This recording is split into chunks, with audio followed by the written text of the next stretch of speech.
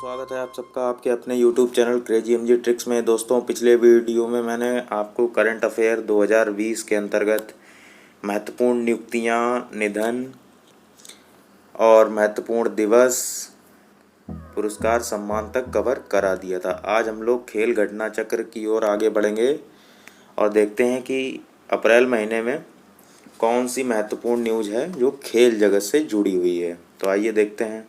पहली न्यूज़ है 2022 में होने वाले एशियाई खेल के लिए चीन में हुए एक डिजिटल समारोह में कांगकोंग, लियान लियन और चेन चेन को शुभंकर चुना गया।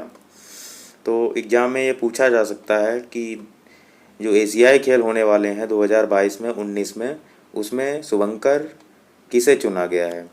तो आपको ये शब्द याद नहीं रखने हैं, कांगकोंग, लियान लियन या चेन चेन। हमें क्या याद रखना है? हमें याद रखना है काली चाय। क्या याद रखना है? काली चाय, या ऐसे काली चैन भी याद रख सकते हैं, काली चैन। तो शुभंकर आप अपनी कॉपी में नोट कर लीजिए, शुभंकर के नीचे काली चैन। बस हमें इतना ही याद रखना है, इतने खतरनाक वर्ड हमें नहीं पढ़ना है, हमें याद रखना है काली चैन। अब देखिए काली चैन है क्या।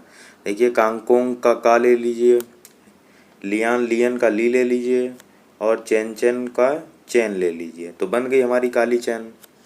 जो हम लोग गले में पहनते हैं, मान लेते हैं वो चैन काली है, तो काली चैन से हमारे एशिया के जो गेम होने वाले हैं उनके शुभंकर तैयार हो गए। ठीक है, तो काली चैन हम लगा लेंगे अब एग्जाम में। आगे बढ़ते हैं। अगला है 19 में हमारे एशियाई खेल कहाँ होने वाले हैं। वो होने जा रहे हैं हांगजू चीन में। और 20 में एशियाई खेल कहाँ होंगे? नागोया जापान में। तो कैसे हम इसको याद रखेंगे, आइए देखते हैं। देखिए, तो जो भी गेम होने वाले हैं 22 में और 26 में, तो एशियाई गेम 4 वर्षों के अंतराल पे होते हैं। तो अभी जो कोरोना वायरस चल रहा है, तो उसके लिए हाँ और ना की स्थिति बनी हुई है कि गेम होंगे कि नहीं होंगे। तो ये देखिए, याद करने के लिए आप हाँ ना बना सकते हैं। देखिए हाँ ना में हांगजू का हाँ ले लीजिए और नागोया का ना ले लीजिए। तो इस तरीके से हाँ ना चल रहा है एशियाई गेम में। ये ट्रिक आप अपनी कॉपी में नोट कर लीजिए, आप रिवीजन के टाइम पे आपको याद आ जाएगा हाँ ना चल रहा था एशियाई गेम में। तो हांगजू कहाँ है? चीन में। और नागोया कहाँ है? जापान में। तो हमें पता चल गया कि एशियाई गेम 19 में और 20 में कहाँ होने जा रहे हैं। 19 में वाले चाइना में और 20 में वाले 26 में जो जापान में होंगे। आगे बढ़ते हैं। अगला, एशियाई मुक्केबाजी चैंपियनशिप 2020 नवंबर दिसंबर भारत में आयोजित की जाएगी। पहले फरवरी 2020 में इसका आयोजन होना था। तो ये बताने की ज़रूरत तो है नहीं कि फरवरी में इसका आयोजन क्यों नहीं हुआ। कोरोना वायरस चल रहा है, आपको पता होगा, तो इसकी वजह से ये डिले कर दी गई है एशियाई मुक्केबाजी चैंपियनशिप। अब ये नवंबर दिसंबर में हो गई, और देखना ये है कि नवंबर दिसंबर में हो भी पाती है कि नहीं। इसके अलावा जो विश्व मुक्केबाजी चैंपियनशिप है, आप इधर आइए इस वाली लाइन पे। 2021 में पुरुषों की विश्व मुक्केबाजी चैंपियनशिप, ये भी भारत के द्वारा ही आयोजित की जानी थी, लेकिन अब इसकी मेज़बानी सर्बिया देश को दे दी गई है। ठीक है, क्यों दे दी गई है? क्योंकि भारत के द्वारा मेज़बानी फ़ीस ना जमा करने के बाद, यानी भारत ने मेज़बानी की फ़ीस जमा नहीं की है, तो इसलिए सर्बिया को इसकी मेज़बानी दे दी गई है। तो हम कैसे याद रखेंगे कि 2021 में जो मुक्केबाजी चैंपियनशिप होने जा रही है ये सर्बिया में होगी। कैसे हम याद रखेंगे? तो देखिए यहाँ पर क्या आ रहा है? मुक्का, और यहाँ पे क्या आ रहा है? सर्बिया। तो अगर कोई व्यक्ति शराबी होता है, सर्बिया को हम बना लेंगे शराब। क्या बना लेंगे? शराब। और शराब कोई पीता है तो उसको क्या पड़ता है? मुक्का पड़ता है। तो ऐसे हम एग्जाम में याद रख पाएंगे कि जो मुक्केबाजी चैंपियनशिप होने वाली थी विश्व की, ठीक है, वो सर्बिया को दे दी गई है उसकी मेज़बानी। अब भारत नहीं इसकी मेज़बानी करेगा। आगे बढ़ते हैं। अगला है, जो हमारी 2 न्यूज़ और बची हैं इसमें खेल में, कि एशियाई युवा खेल चाइना में 2021 में होंगे। देखते हैं कि हो पाते हैं कि नहीं। तो इस तरीके से हमारा खेल जगत तैयार हो गया है। इसमें इम्पोर्टेंट यही था कि एशियाई खेल के शुभंकर आप तैयार कर लेंगे, और विश्व मुक्केबाजी चैंपियनशिप आपको सर्बिया अब याद आ जाएगी शराब से और मुक्का रिलेट करके। ठीक है, आगे बढ़ते हैं। अगला है हमारे राष्ट्रीय न्यूज़, वेरी वेरी इंपॉर्टेंट हैं। इसके में कुछ पोर्टल हैं, कुछ ऐप हैं, आपको ध्यान देना है। इससे संबंधित प्रश्न बनने के चांसेस बहुत ज़्यादा हैं। तो देखते हैं क्या क्या पोर्टल कौन कौन से मंत्रालय ने लॉन्च किए हैं। तो सबसे पहला जो पोर्टल है स्ट्रैंडेड इन इंडिया पोर्टल, और ये केंद्रीय पर्यटन मंत्रालय ने लॉन्च किया है। तो हमें एग्ज़ाम में कैसे याद रहेगा कि स्टैंडर्ड इन इंडिया पोर्टल केंद्रीय पर्यटन मंत्रालय ने लॉन्च किया है। आपको 4 ऑप्शन दे दिए जाएंगे कि हाल ही में स्टैंडर्ड इंडिया पोर्टल लॉन्च किया गया किस मंत्रालय द्वारा। 4 ऑप्शन दे दिए जाएंगे। पहला केंद्रीय पर्यटन मंत्रालय, केंद्रीय इलेक्ट्रॉनिक्स एवं सूचना प्रौद्योगिकी मंत्रालय, या मानव संसाधन विकास मंत्रालय। इस तरीके से 4 ऑप्शन दे दिए जाएंगे। आपको केंद्रीय पर्यटन मंत्रालय चुनना है। तो कैसे आप याद रख पाएंगे कि ये पोर्टल केंद्रीय पर्यटन मंत्रालय ने लॉन्च किया है। तो इसके लिए आपको देखना होगा स्टैंडर्ड का मतलब।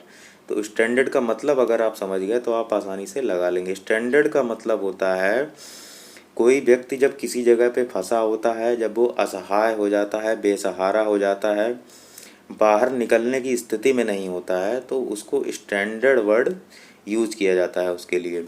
तो अब आप बताइए कि कोई व्यक्ति है, मान लीजिए कोई विदेशी व्यक्ति है, वो भारत में फंसा हुआ है और वो अपने देश जाना चाहता है, तो उसको बाहर निकालने का काम कौन करेगा। तो आपका सीधा जवाब आ जाएगा पर्यटन मंत्रालय। तो अब आप आसानी से लगा पाएंगे कि केंद्रीय पर्यटन मंत्रालय ने standard in India portal launch किया है। और जो मैंने आपको कहानी बताई कि कोई भी विदेशी व्यक्ति यहाँ पर आकर फंसा हुआ है, उसको अपने देश जाना है कोरोना के संकट के बीच में। तो बस यही इसका काम भी है पोर्टल का, कि पोर्टल क्या है, ये क्यों लॉन्च किया गया है। तो विदेशी पर्यटकों की सहायता के लिए इसे लॉन्च किया गया है। और इसके ज़रिए ये देखिए, इसके ज़रिए जो सरकार जो भी कदम उठाएगी कि कैसे सरकार क्या कर रही है, इनको बाहर अपने देश में भेजने के लिए कौन से कदम उठा रही है, ये सारे इस पोर्टल पे आ जाएंगे। तो यही देखिए लिखा भी है, इसके ज़रिए विदेश में फंसे पर्यटक भारत सरकार या विदेशी सरकार द्वारा घर पहुंचाए जाने के लिए जो कदम उठाए जाएंगे उसकी जानकारी मिल सकेगी। अब आप समझ गए होंगे स्टैंडर्ड इन इंडिया पोर्टल का पूरी कथा कहानी। आगे बढ़ते हैं। आगे है हमारा आरोग्य सेतु ऐप। आरोग्य सेतु ऐप शुरू करने से पहले मैं आपको बता देता हूं कि जो पर्यटन मंत्रालय है, इसमें जो मंत्री हैं स्वतंत्र प्रभार, ये प्रहलाद सिंह पटेल हैं, केंद्रीय पर्यटन मंत्री प्रहलाद सिंह पटेल। अब आगे देखते हैं आरोग्य सेतु ऐप। आरोग्य सेतु ऐप आप जान नहीं रहे हैं, आपके सबके फ़ोन में होगा, बहुत सारे इसको डाउनलोड्स मिल गए हैं। तो इसको केंद्रीय इलेक्ट्रॉनिक्स और सूचना प्रौद्योगिकी मंत्रालय के तहत एक और विभाग काम करता है जिसका नाम है राष्ट्रीय सूचना विज्ञान केंद्र। इसने इसे लॉन्च किया है और इसके तहत कोई भी व्यक्ति अगर कोविड-19 के संक्रमण में आता है और वो 6 फीट की दूरी पे है तो ये उस व्यक्ति को सचेत कर देता है। ठीक है। तो आरोग्य सेतु ऐप आप समझ गए होंगे। अगर आरोग्य सेतु ऐप अगर आप इंस्टॉल करेंगे, अपने फ़ोन में इंस्टॉल करिए, आप सारा सब कुछ समझ जाएंगे। उसमें आपसे इनपुट लिए जाएंगे, क्या आपने विदेश की यात्रा की है, आपको सर्दी है, जुकाम है, बुखार है, इस तरीके से आपसे कुछ इनपुट लिए जाएंगे और तब वो आपको बताएगा कि आप सुरक्षित हैं, कि आप निपटने वाले हैं। तो इस तरीके से आप याद रख पाएंगे कि ये केंद्रीय इलेक्ट्रॉनिक्स एवं सूचना प्रौद्योगिकी मंत्रालय। अब यही तो मंत्रालय ये सब काम करेगा। आरोग्य सेतु ऐप कौन बनाएगा? जो अगर कोई ऐसा ऐप है जिसके माध्यम से आपको सूचना देनी है तो सूचना मंत्रालय ही तो आपको सूचना देगा। तो सूचना मंत्रालय आप आसानी से एग्जाम में लगा लेंगे आरोग्य सेतु ऐप के लिए। आगे बढ़ते हैं। और सूचना केंद्रीय इलेक्ट्रॉनिक्स और सूचना मंत्री कौन है इस समय? रविशंकर प्रसाद। आगे देखते हैं आई गॉट पोर्टल। तो आई गॉट पोर्टल क्या है? आई गॉट पोर्टल की फुल फॉर्म है इंटीग्रेटेड गवर्नमेंट ऑनलाइन ट्रेनिंग। क्या है? Integrated government online training. और ये मानव संसाधन विकास मंत्रालय ने दीक्षा प्लेटफॉर्म पर इस पोर्टल को लॉन्च किया है। और इसमें डॉक्टरों, नर्सों, स्वच्छता कर्मचारियों, पुलिस संगठनों, स्वयंसेवकों आदि को कुशलता से संभालने के लिए ये पोर्टल लॉन्च किया गया है। तो कैसे याद रखेंगे, आइए देखते हैं। देखिए, तो मैंने बता दिया आई गॉट पोर्टल की full form integrated government online training. तो इसमें क्या है, इसमें गवर्नमेंट ट्रेनिंग देगी किसको ट्रेनिंग देगी? जो हमारे फ्रंट लाइन कोरोना वॉरियर हैं, जो अग्रिम पंक्ति के स्वास्थ्य कार्यकर्ता हैं, जैसे कि डॉक्टर, नर्स, पैरामेडिकल स्टाफ। तो इनको तो कोविड-19 के संक्रमण का खतरा सबसे ज़्यादा है। तो वो कैसे इसको संभालें, इस सिचुएशन को, उनको ये कौशल या प्रशिक्षण देगा। तो यही है इस पोर्टल का काम। I got portal, integrated government online training. ये काम करेगा किनके लिए? डॉक्टरों, नर्सों और फ्रंट लाइन कोरोना वॉरियर्स के लिए। तो ये हो गया हमारा आई गॉट पोर्टल। तो मानव संसाधन विकास मंत्री आपको पता होंगे, रमेश पोखरियाल, ये मानव संसाधन विकास मंत्री हैं। आगे बढ़ते हैं। अगला है हमारा आरोग्य सेतु IVRS, यानी कि इंटरैक्टिव वायरस रिस्पांस सिस्टम। तो ये एक टोल फ्री सर्विस है जहां आपको 1921 नंबर पर मिस कॉल करनी है। क्या करना है? 1921 नंबर पर मिस कॉल करनी है। इसके बाद आपको एक वॉइस कॉल आएगा। कॉल में आपकी सेहत से जुड़े इनपुट लिए जाएंगे। जैसा कि आरोग्य सेतु ऐप में, ये तो ऐप था जब स्मार्टफोन में काम करता था, लेकिन जिन लोगों के पास स्मार्टफोन नहीं है उनके लिए ये IVRS सिस्टम लॉन्च किया गया है। इसमें आप 1921 नंबर पर मिस कॉल करेंगे तो आपको एक वॉइस कॉल आएगा। वापसी में मिस कॉल करेंगे 1921 पर, फिर आपको एक वॉइस कॉल आएगा। उसके बाद आपकी सेहत से जुड़े इनपुट लिए जाएंगे। तो ये सिस्टम शुरू किया गया है केंद्र सरकार ने तमिलनाडु सरकार के सहयोग से ये पहल शुरू की है। तो आगे बढ़ते हैं। अगला है हमारा ऑपरेशन शील्ड, और ये दिल्ली सरकार ने लॉन्च किया है। तो कैसे हम याद रखेंगे कि ऑपरेशन शील्ड दिल्ली सरकार ने लॉन्च किया है या चलाया है ऑपरेशन शील्ड। तो शील्ड में क्या है? एस से क्या है? सीलिंग। एस से है सीलिंग, SEALING, एस से सीलिंग है। H से होम क्वारंटाइन है, और I से आइसोलेशन ट्रेसिंग है। E से इसेंशियल सप्लाई है। L से लोकल सैनिटाइजेशन है, और D से डोर टू डोर चेकिंग है। तो इस तरीके से ये शील्ड बना है। दिल्ली सरकार ने इसको लॉन्च किया है, इस ऑपरेशन को। तो कैसे हम याद रखेंगे कि शील्ड दिल्ली सरकार ने लॉन्च किया है? तो ये देखिए, शील्ड में DELHI, ये पांचों अक्षर आ जाएंगे शील्ड में। तो इस तरीके से आप एग्जाम में याद रख पाएंगे। देखिए, दिल्ली में D आ रहा है, E आ रहा है, L आ रहा है, H आ रहा है और I आ रहा है। ऐसे ही शील्ड में भी ये देखिए, D आ रहा है, फिर L आ रहा है, फिर H आ रहा है, I आ रहा है। तो इस तरीके से आप एग्जाम में याद रख पाएंगे कि ऑपरेशन शील्ड का संबंध दिल्ली से है। और इसका उद्देश्य क्या है? कोविड-19 इलाकों को पूरी तरह से सील करना। तो जैसे कि शील्ड है, शील्ड में S सीलिंग था, तो उसी तरीके से हम बना लेंगे इसका उद्देश्य, कि इसका उद्देश्य है जितने भी कोरोना से, जो कोविड-19 से अधिक प्रभावित इलाके हैं, उनको पूरी तरह से सील कर देना, यानी कि बंद कर देना। दिल्ली के वर्तमान मुख्यमंत्री अरविंद केजरीवाल जी हैं। आगे बढ़ते हैं। अगला है युक्ति पोर्टल, और इसको मानव संसाधन विकास मंत्रालय द्वारा लॉन्च किया गया है। तो सबसे पहले देख लेते हैं युक्ति की फुल फॉर्म। युक्ति का मतलब है young India combating Covid with knowledge, technology and innovation. आप इसको गूगल पे सर्च करके देख लीजिए। यंग इंडिया कॉम्बेटिंग का मतलब होता है संघर्ष करना, Covid with knowledge, technology and innovation. तो ये मानव संसाधन विकास मंत्रालय ने इसे लॉन्च किया है। इसके द्वारा कोरोना वायरस के लिए मंत्रालय द्वारा किए गए प्रयासों की निगरानी की जाएगी। और ये पोर्टल कोरोना वायरस की वजह से सामने आ रही चुनौतियों के हर आयाम को समग्र और व्यापक तरीके से दिखाएगा। तो ये पोर्टल इसलिए लॉन्च किया गया है कि जितनी भी मंत्रालय कोरोना से संबंधित जो भी प्रयास कर रहा है, उसमें क्या क्या चुनौतियां आ रही हैं, ये सारी बातें युक्ति पोर्टल में बताई जाएंगी। आगे बढ़ते हैं। आगे है जीवन शक्ति योजना। जीवन शक्ति योजना का संबंध मध्य प्रदेश सरकार से है, और इसमें शहरी महिलाओं को मास्क बनाने के लिए प्रोत्साहित किया जा रहा है, और उन्हें आजीविका हेतु वित्तीय सहायता प्रदान की जा रही है। तो ये कैसे हम एग्जाम में याद रखेंगे कि जीवन शक्ति योजना मध्य प्रदेश सरकार की है? तो जीवन शक्ति को आप महिला शक्ति से जोड़ लीजिए। किससे जोड़ लीजिए? महिला शक्ति से। महिला शक्ति, और महिला शक्ति क्या होती है, हमेशा मध्य में रहती है या केंद्र में रहती है। तो इस तरीके से आप इसको मध्य प्रदेश से रिलेट कर पाएंगे। तो कोविड-19 अभी इस समय चल रहा है, तो इसकी वजह से किसी के पास काम धंधा तो है नहीं, तो सरकार ने शहरी महिलाओं को मास्क बनाने के काम पे लगा दिया है और इसके लिए उनको बजट अलॉट कर दिया है। तो यही है जीवन शक्ति योजना।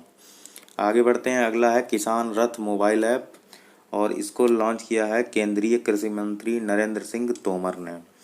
तो ये बताने की ज़रूरत तो है नहीं कि किसान रथ है तो कृषि मंत्री ही इसको लॉन्च करेंगे। नरेंद्र सिंह तोमर कृषि मंत्री हैं वर्तमान में, और इसका उद्देश्य क्या है, किसान और जो व्यापारी हैं वो फसलों की खरीद बिक्री आसानी से कर सकेंगे। तो आप मान लीजिए कि किसान कोई रथ लेके जा रहा है या बैलगाड़ी टाइप का कुछ है जिसमें फसलों की खरीद बिक्री वो आसानी से कर पा रहा है। इस तरीके से आप एग्ज़ाम में याद रख पाएंगे। आगे बढ़ते हैं, अगला है कोविड फार्मा ऐप, और इसे आंध्र प्रदेश सरकार द्वारा लॉन्च किया गया है। इसके ज़रिए राज्य में दवा की दुकानों से दवा खरीदने वाले व्यक्तियों पर नज़र रखी जाएगी। दुकानदार उस व्यक्ति की जानकारी इस ऐप पर उपलब्ध करेगा और ये सूचना सरकार तक पहुंच जाएगी। तो कोविड फार्मा, इसमें जो फार्मा है ये फार्मा है जो आपने सुना होगा, फार्मास्यूटिकल कंपनी, वही वाला फार्मा है ये। तो ये इस ऐप की ज़रूरत इसलिए पड़ी कि बहुत सारे लोग थे जो इस बीमारी के दौरान, कोविड के दौरान बहुत सारी दवाओं का यूज़ कर रहे थे बिना किसी प्रिस्क्रिप्शन के। तो ऐसे व्यक्तियों पर नज़र रखने के लिए आंध्र प्रदेश सरकार ने इस ऐप को लॉन्च किया है। तो जो भी व्यक्ति ऐसी दवाइयाँ खरीदने आएगा उसकी जानकारी वो मेडिकल स्टोर वाला ऐप पर लोड करेगा और वो सारी जानकारी केंद्र सरकार तक पहुंच जाएगी। आगे बढ़ते हैं, अगला है, हाल ही में उड़ीसा सरकार ने ये घोषणा की है कि कोविड-19 से मौत होने पर पत्रकार परिवार को 15 लाख रुपए की आर्थिक सहायता दी जाएगी। इसको आप याद रख सकते हैं। अगला, आरोग्य सेतु ऐप दुनिया का सबसे तेज़ी से डाउनलोड किया जाने वाला ऐप बन गया है, लगभग 5 करोड़। ये मैंने आपको पहले भी बता दिया है कि आरोग्य सेतु ऐप।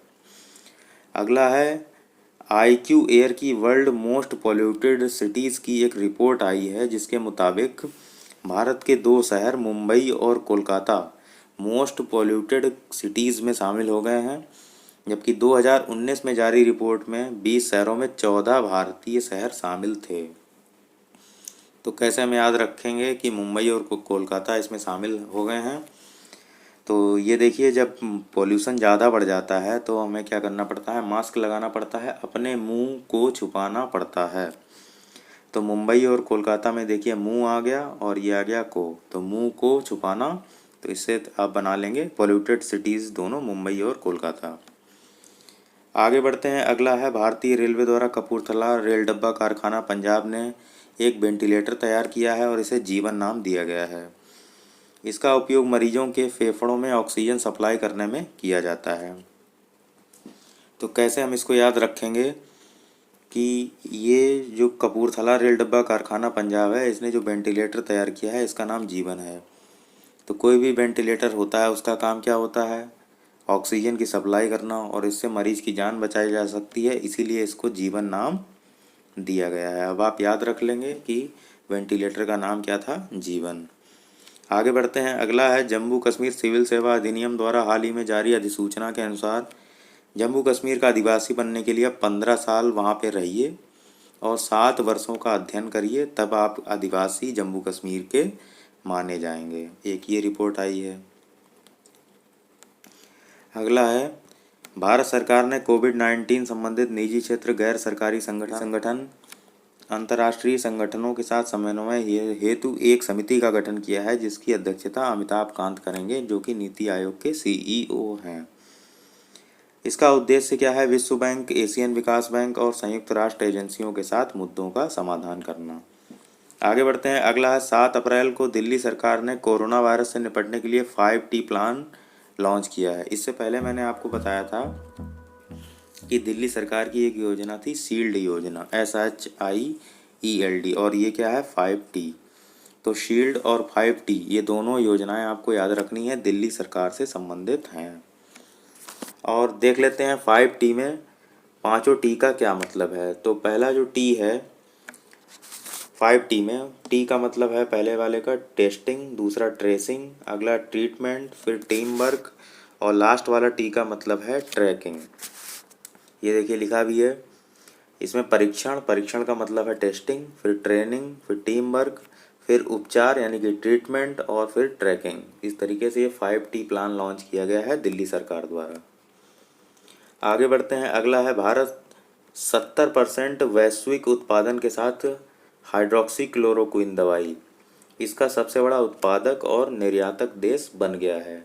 तो अभी हाल ही में ये बहुत न्यूज सुर्खियों में रही है कि हाइड्रोक्सी क्लोरोक्विन दवाई की मांग बढ़ जाने के कारण भारत ने इसका उत्पादन भी बढ़ा दिया है। लगभग 70% वार्षिक वैश्विक उत्पादन हो गया है अब हाइड्रोक्सी क्लोरोक्विन का। अब हम ये दवाई इसको निर्यात भी करते हैं और सबसे ज़्यादा उत्पादक तो हम पहले से ही थे। तो ये दवाई याद रखनी है, मलेरिया के लिए यूज होती थी लेकिन अब इसमें कोविड के लिए भी यूजफुल हो रही है। तो हाइड्रोक्सी क्लोरोक्विन दवाई का नाम है। आगे बढ़ते हैं। अगला है उत्तराखंड स्थित देश के सबसे पुराने राष्ट्रीय उद्यान जिम कॉर्बेट ने जानवरों के लिए देश की पहली क्वारंटाइन सुविधा स्थापित की है, जानवरों को कोविड-19 के प्रकोप से अलग करने के लिए। तो आपको मैं बता दूं कि जो जिम कॉर्बेट है ये नेशनल पार्क या राष्ट्रीय उद्यान देश का सबसे पुराना राष्ट्रीय उद्यान है और 1936 में इसकी स्थापना की गई थी। पहले इसका नाम हैली नेशनल पार्क था। जिम कॉर्बेट को क्या कहते थे पहले? Hailey national park. और ये 1936 में स्थापित किया गया था। तो इसमें क्या किया गया है, अब जानवरों के लिए क्वारंटाइन सुविधा उपलब्ध करा दी गई है। इस तरीके से ये देश का पहला ऐसा राष्ट्रीय उद्यान बन गया है जो जानवरों के लिए क्वारंटाइन सुविधा दे रहा है। आगे बढ़ते हैं। अगला है केंद्रीय पर्यटन मंत्रालय द्वारा देश के महत्वपूर्ण स्थानों के बारे में जानकारी प्रदान करने के लिए देखो अपना देश इस नाम से एक वेबिनार श्रृंखला शुरू की गई है और इस वेबिनार में सबसे पहले दिल्ली शहर को कवर किया गया है। इम्पॉर्टेंट क्वेश्चन है ये। तो कैसे हम याद रखेंगे कि देखो अपना देश यह पर्यटन मंत्रालय ने ही लॉन्च किया है। अगर कोई देखो अपना देश यानी कि देश दिखाने की बात कर रहा है तो वो पर्यटन यानी कि घुमाने फिराने की बात कर रहा है, यानी कि कहीं पे आपको पर्यटन की बात कर रहा है, तो ये पर्यटन मंत्रालय ने इसको लॉन्च किया है। अगला, ये पर्यटन मंत्री कौन है? तो केंद्रीय पर्यटन राज्य मंत्री स्वतंत्र प्रभार हैं प्रहलाद सिंह पटेल। और इस वेबिनार का क्या मतलब होता है? वेबिनार है इंटरनेट के माध्यम से ऑनलाइन संबोधित करना। इसके जरिए लोग फ़ोन, लैपटॉप आदि के माध्यम से सुन और देख सकते हैं। जैसे आप टीवी देखते हैं उसमें अलग अलग कोई, जैसे ताजमहल कोई दिखा रहा है टीवी पे, तो उस तरीके से एक वेबिनार श्रृंखला है। तो इससे आप जो प्रमुख धार्मिक स्थल हैं, दर्शनीय स्थल हैं या विश्व विरासत के स्थल हैं उनको आप आसानी से देख सकते हैं, सुन सकते हैं। और उसमें सबसे पहले दिल्ली शहर को कवर किया गया है। तो ये तो दिल्ली भारत की राजधानी है तो इसलिए दिल्ली को सबसे पहले इसमें शामिल किया गया है। तो इस तरीके से हमने राष्ट्रीय न्यूज़ अभी देख ली है, राष्ट्रीय न्यूज़, खेल जगत भी देख लिया आज। तो आज के लिए इतना ही। मिलते हैं अगले वीडियो में। अगले वीडियो में हम अंतर्राष्ट्रीय न्यूज़, आर्थिक जगत, ये सब न्यूज़ भी देख लेंगे और इस तरीके से अप्रैल महीने का करंट अफेयर हमारा कंप्लीट हो जाएगा। तो वीडियो देखने के लिए आपका बहुत बहुत धन्यवाद। अगर आपको ये वीडियो पसंद आया हो तो इसको अन्य सोशल मीडिया प्लेटफॉर्म जैसे कि फेसबुक, ट्विटर या इंस्टाग्राम पर शेयर कीजिए। मिलते हैं अगले वीडियो में, तब तक के लिए जय हिंद, जय भारत।